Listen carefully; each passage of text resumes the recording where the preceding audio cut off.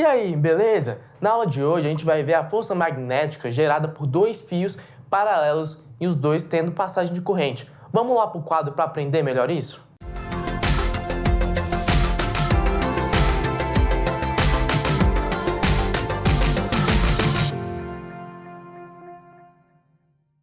Então, gente, hoje a gente vai ver um pouco sobre força magnética em dois fios em paralelo. A gente já estudou que um fio, quando ele passa corrente, ele gera um campo magnético. E também a gente já acabou de estudar na aula passada que um fio, na influência de um campo magnético, ele sofre a força magnética. Então, eu queria relembrar com vocês como calcular o campo magnético de um fio, que vai ser o μ0 vezes I1 sobre 2πd. 2πd. Certo? Sobre 2πd. O que é? O μ0 é a permeabilidade magnética do ambiente que o fio está inserido, vezes a corrente, dividido por 2π, a distância do fio até o ponto que a gente está traçando.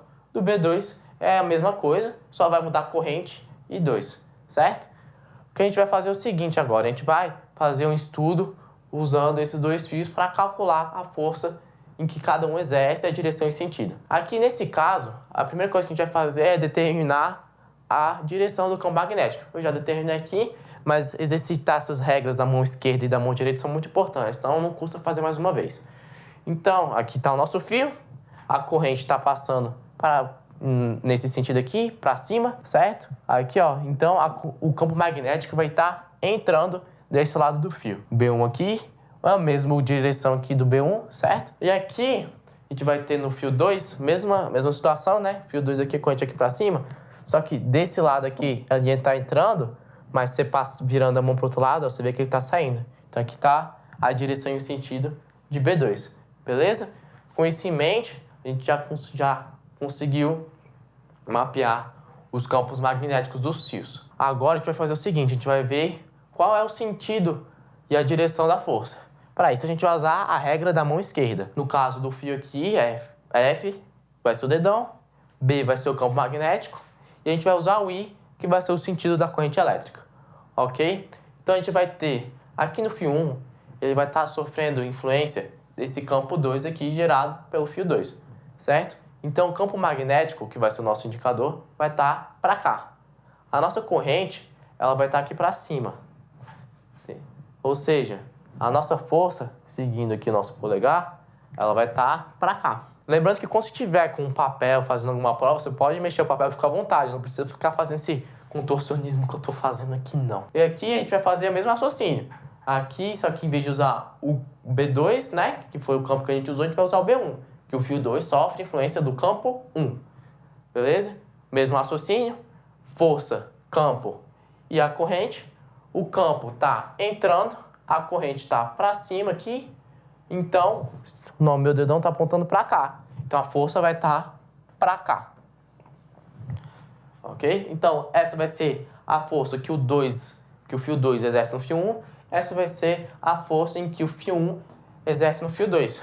E agora, como é que a gente vai fazer para calcular essa força? A gente já relembrou como calcular como magnético, e a gente vai calcular essa força usando a forma que a gente viu na aula passada. A gente vai usar essa força aqui, B e L. A gente já viu que tem um seno de θ aqui, mas o campo, nesses dois casos, ele vai estar perpendicular com o fio, certo? Porque o fio vai estar aqui e o campo vai estar para dentro. Vai estar assim, o campo vai estar aqui para dentro, ó. E nesse caso, se eu virar para vocês aqui, você vai ver que vai ter um ângulo de 90 graus, beleza? Então a gente vai ter 1 e 1 aqui, não vai precisar daquele seno de θ. Então a gente vai ter que a força que o fio 1 exerce no fio 2 vai depender do campo que o 1 gera e da corrente do 2.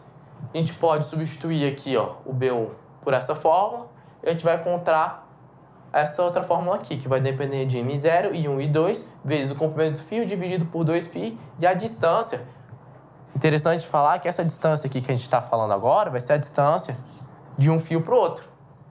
E olha que curioso, o módulo também da força que o fio 2 vai exercer no fio 1 vai ser o campo do 2 aqui, certo? Vezes a corrente que passa no fio 1, vezes o comprimento do fio, que vai ser essa fórmula. Olha que legal, essas duas fórmulas são iguais. O que isso quer dizer é que a intensidade da força que um fio faz no outro é igual. A única coisa que pode mudar é a direção e sentido. E isso a gente pode ver analisando as correntes. Se as correntes tiverem a mesma direção e o mesmo sentido aqui, como é o caso, a gente tem que os dois fios eles se atraem, eles fazem uma força de atração, certo? Mas se a gente inverter a corrente, por exemplo, a corrente 2, que estava subindo e coloca descendo, que é a corrente 2, você vai ver, já fazendo a regra da mão esquerda, que eu vou fazer com vocês aqui, ó, o campo 1 está entrando, certo? O campo 1 está entrando, campo 1, e a gente vai ter que a corrente do fio tá aqui para baixo. Então aqui, ó, campo 1 está entrando, corrente do fio para baixo. Aqui a gente vai ter que a força vai mudar o sentido, certo? A força vai mudar o sentido. Então, no caso, você vai estar vendo que essa força aqui está sendo de repulsão. E aqui também a gente vai mudar o campo 2, certo? Mudou a corrente, mudou o campo 2. Em vez dele estar saindo, ele vai estar entrando. E quando a gente for fazer a regra na mão esquerda, de novo nessa força 1 aqui, a força que 2 exerce em 1, a gente vai fazer. O campo vai estar entrando, a corrente para cima, olha meu dedão, pro outro lado. Então, a gente vai ter que forças em sentidos opostos, os fios se repelem. Tendo isso em vista, a gente encerra a nossa aula de hoje, uma vez que a gente aprendeu a analisar como funciona fios paralelos em que passam correntes, em questão de força magnética e em questão de campo magnético. Na próxima aula, a gente vai fazer um exercício para fixar melhor. Espero ver você lá.